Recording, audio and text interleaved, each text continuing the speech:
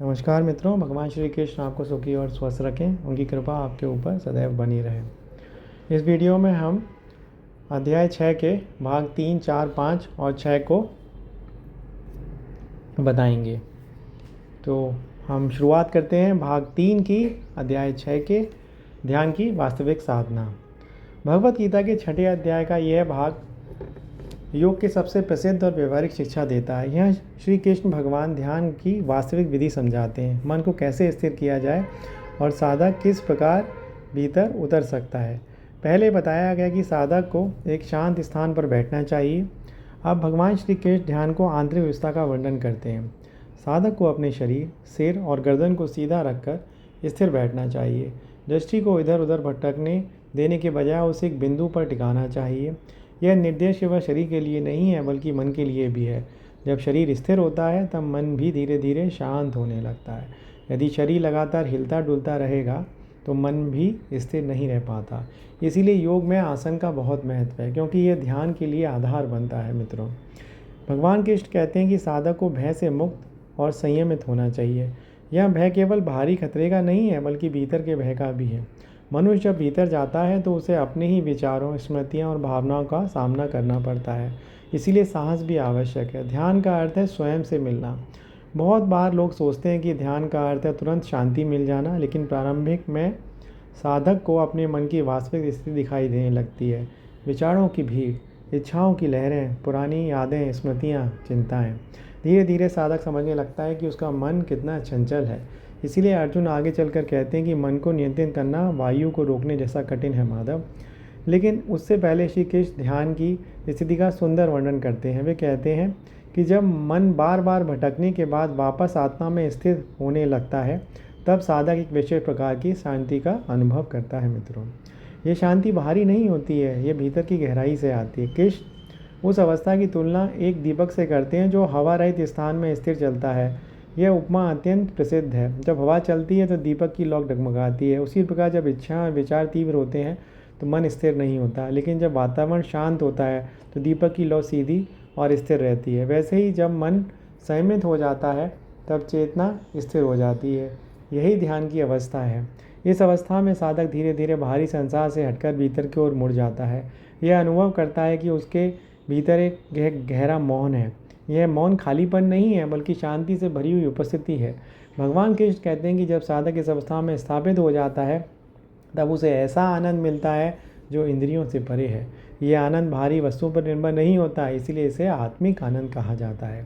जब मनुष्य इस अनुभव को छू लेता है, जब संसार की नई चीज़ों का आकर्षण कम हो जाता है, क्योंकि उसे समझ में आता है कि जो शांति व बाहर खोज रहा था वास्तव में उसके भीतर ही है।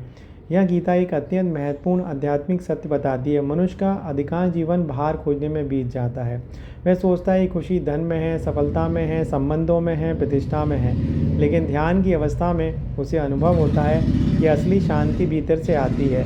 इसका अर्थ यह नहीं कि बाहरी जीवन महत्वहीन हो जाता है, बल्कि अब व्यक्ति बाहरी जीवन को एक नए दृष्टिकोण से जीता है। वह अब निर्भर नहीं रहता, अब वह भीतर से पूर्ण महसूस करता है। कृष्ण कहते हैं कि जो साधक इस अवस्था को प्राप्त कर लेता है वह बड़े से बड़े दुख से भी विचलित नहीं होता, क्योंकि उसका केंद्र भीतर स्थापित हो चुका है। यह ध्यान का एक और गहरा अर्थ सामने आता है। ध्यान केवल कुछ मिनटों की क्रिया नहीं है, ये चेतना की एक अवस्था है। जब साधक बार बार अभ्यास करता है तब उसका मन धीरे धीरे उसी दिशा में ढलने लगता है। धीरे धीरे उसका जीवन भी बदलने लगता है। उसकी प्रतिक्रियाएं बदलती हैं, उसकी दृष्टि बदलती है, उसका व्यवहार बदलता है। यह अधिक शांत, अधिक जागरूक और अधिक संतुलित पाता है अपने को। यही योग का उद्देश्य है। कृष्ण अंत में कहते हैं कि इस अवस्था को प्राप्त करना ही वास्तविक योग है, जहाँ दुख से अलगाव हो जाता है। यह एक महत्वपूर्ण वाक्य है। योग का अर्थ केवल शरीर को लचीला बनाना नहीं है। योग का वास्तविक अर्थ है दुखों के कारणों से मुक्त होना, और यह तभी संभव है जब मन स्थिर हो जाए। इसलिए साधक को धैर्यपूर्वक अभ्यास करना चाहिए, धीरे धीरे, नियमित रूप से, बिना जल्दबाजी, क्योंकि मन वर्षों से बाहर भागने का आदी है। उसे तुरंत शांत करना में बहुत समय लगता है, लेकिन जो व्यक्ति अभ्यास जारी रखता है वह धीरे धीरे परिवर्तन अनुभव करने लगता है। भाग 3 का सार यही है। ध्यान स्थिर शरीर और संयमित मन से प्रारंभ होता है। मन बार बार भटकेगा, लेकिन उसे वापस लाना ही अभ्यास है। जब मन स्थिर होता है तो आत्मिक आनंद प्रकट होता है। यही अवस्था योग की गहराई है। आइए हम अब शुरुआत करते हैं भाग 4 की अध्याय 6 के, मन की चंचलता और अभ्यास का मार्ग। भगवद गीता के 6ठे अध्याय का यह भाग अत्यंत मानवीय और वास्तविक है। यहाँ पहली बार अर्जुन यह प्रश्न पूछते हैं कि लगभग हर साधक के मन में उठता है, और उसी प्रश्न का उत्तर देते हैं भगवान श्री कृष्ण। अब तक भगवान कृष्ण ने ध्यान की ऊंची अवस्था का वर्णन किया था, स्थिर मन, आंतरिक शांति और आत्मिक आनंद। लेकिन अर्जुन वास्तव को देख रहा था। वह जानता था कि मन को नियंत्रित करना इतना आसान नहीं है। इसीलिए वे भगवान कृष्ण से कहते हैं, यह योग जो आपने बताया है वह मुझे स्थिर प्रतीत नहीं होता, क्योंकि मन बहुत चंचल है। अर्जुन मन की 4 विशेषताएं बताते हैं: चंचल, प्रबल, हठी, कठिन, नियंत्रित। वह कहते हैं कि मन को नियंत्रित करना वायु को रोकने जैसा कठिन लगता है। माधव, यह गीता का एक अत्यंत प्रसिद्ध और गहरा चरण है, क्योंकि यहाँ अर्जुन केवल अपने लिए नहीं बोल रहे हैं, वे पूरे मानव अनुभव को व्यक्त कर रहे हैं। हर व्यक्ति जिसने कभी ध्यान करने की कोशिश की है उसने ये अनुभव किया है, जैसे ही हम शांत बैठते हैं मन और अधिक सक्रिय हो जाता है। कभी पुरानी बातें याद आती हैं, कभी भविष्य की चिंताएं, कभी कल्पनाएं। ऐसा लगता है मन को शांत करना लगभग असंभव है। अर्जुन की यही सच्चाई उसे महान बनाती है। वे प्रश्न पूछने से नहीं डरता। अब भगवान श्री कृष्ण का उत्तर आता है और वे अत्यंत व्यवहारिक है। कृष्ण कहते हैं, हाँ, मन वास्तव में चंचल है और उसे नियंत्रण करना बहुत मुश्किल और कठिन है, लेकिन अभ्यास और वैराग्य से उसे वश में किया जा सकता है। पाठ यही एक भाग का मुख्य संदेश है। अभ्यास का अर्थ है बार बार मन को वापस लाना। जब मन भटक जाए तो उसे धीरे से वापस केंद्र में लाना, फिर वह भटकेगा, फिर वापस लाना, फिर भटकेगा, फिर वापस लाना। यही अभ्यास है। ध्यान का अर्थ यह नहीं कि मन कभी भटके ही नहीं। ध्यान का अर्थ है भटकने के बाद भी लौट आना। समय के साथ ये लौटना आसान नहीं होने लगता है। जैसे कोई व्यक्ति संगीत सीखता है या कोई खिलाड़ी अभ्यास करता है, शुरू में सब कठिन लगता है, लेकिन नियमित अभ्यास से धीरे धीरे कुशलता आती है। मन भी इसी प्रकार प्रशिक्षित हो जाता है। कृष्ण भगवान दूसरा तत्व बताते हैं, वैराग का अर्थ संसार से भागना नहीं है। इसका अर्थ है अत्याधिक आसक्ति से मुक्त होना। जब मन बार बार इच्छाओं के पीछे भागता है तो वह स्थिर नहीं रह सकता, लेकिन जब व्यक्ति समझने लगता है कि हर इच्छा के पीछे भागना आवश्यक नहीं, जब मन धीरे धीरे शांत होने लगता है। वैराग्य मन को हल्का बनाता है, अभ्यास मन को स्थिर बनाता है। इन दोनों के मिल जाने से योग संभव हो जाता है। भगवान श्री कृष्ण आगे कहते हैं कि जिसके मन पर नियंत्रण नहीं उसके लिए योग कठिन है, लेकिन जिसने अपने मन को साधने का प्रयास किया उसके लिए योग संभव है। यह गीता बहुत ईमानदार है। यह कोई आसान मार्ग का वादा नहीं करती है, लेकिन यह भी कहती है कि यह मार्ग असंभव नहीं है। यह प्रयास का मार्ग है, धीरे धीरे परिवर्तन का मार्ग है। यही आध्यात्मिक साधना का वास्तविकता है। यह कोई चमत्कार नहीं है जो एक या एक हफ्ते या एक महीने में हो जाए। जीवन की दिशा बदलने वाली प्रक्रिया है जिसमें काफ़ी समय लगता है। जब साधक नियमित अभ्यास करता है और आसक्ति को कम करता है तब मन धीरे धीरे शांत होने लगता है, और जब मन शांत होता है तब ध्यान गहरा होता है। यह एक और महत्वपूर्ण बात छिपी है। भगवान श्री कृष्ण अर्जुन को निराश नहीं करते। वे ये नहीं कहते कि तुम्हारा मन बहुत चंचल है इसलिए तुम योग नहीं कर सकते। इसके विपरीत वे बताते हैं कि संघर्ष ही साधना का हिस्सा है। मन का चंचल होना असफलता नहीं है, उसे समझाना और साधना ही योग है। ये संदेश आज भी उतना ही प्रासंगिक है, क्योंकि आधुनिक जीवन में मन पहले से अधिक व्यस्त और बिखरा हुआ है। सूचनाएं, इच्छाएं, प्रतियोगिताएं, चिंताएं सब मिलकर मन को अस्थिर कर देती हैं। ऐसे समय गीता का ये संदेश और भी महत्वपूर्ण हो जाता है। यदि हम अभ्यास और वैराग को जीवन में लाएं तो धीरे धीरे संतुलन लौट आता है। तो अध्याय 6 के भाग 4 का सार है, मन स्वभाव से चंचल है, उसे बलपूर्वक नहीं अभ्यास से धीरे धीरे साधा जा सकता है। वैराग मन को हल्का और स्वतंत्र बनाता है। नियमित प्रयास से योग संभव है। लेकिन अर्जुन के मन में अब भी एक और गहरा प्रश्न उठता है, यदि कोई साधक प्रयास करे लेकिन पूर्ण सफलता से पहले ही मार्ग से हट जाए तो उसका क्या होगा? क्या उसका प्रयास व्यर्थ हो जाएगा? तो हम अब शुरुआत करते हैं अध्याय 6 के भाग 5 की, जिसमें भगवान कृष्ण बताते हैं अधूरी साधना का क्या होता है।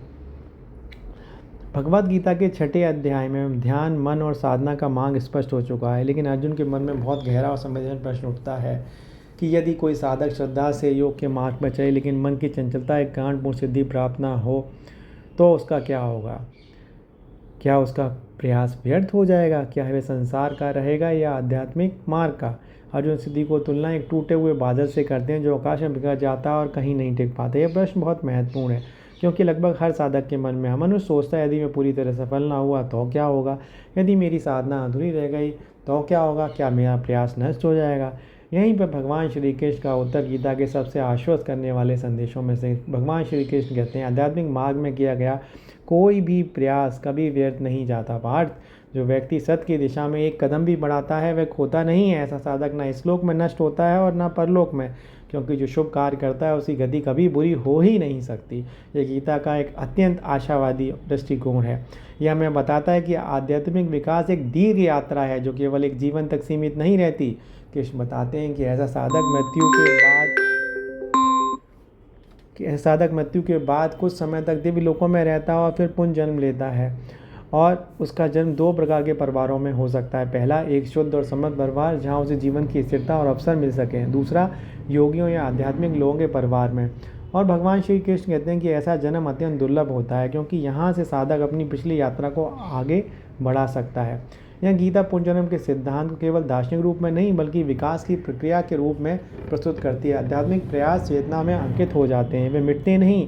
कभी कभी हम देखते हैं कुछ लोग बचपन से ही आध्यात्मिक विषयों की ओर आकर्षित होते हैं। उन्हें ज्ञान ध्यान और सत्य की खोज स्वाभाविक लगती है। गीता कहती है कि यह पिछले संस्कारों का परिणाम हो सकता है। ऐसा व्यक्ति अनायास ही फिर उसी मार्ग की ओर खिंच जाता है। कृष्ण कहते हैं कि पिछली साधना की शक्ति उसे आगे बढ़ने में सहायता करती है। भले ही वह चाहकर भी पूरे संसार में डूबना चाहे, फिर भी उसके भीतर कुछ ऐसा होता है जो उसे वापस बुलाता है। यही साधना का प्रभाव। धीरे धीरे वह फिर प्रयास करता है, अनंतर योग की पूर्णता की ओर बढ़ता है।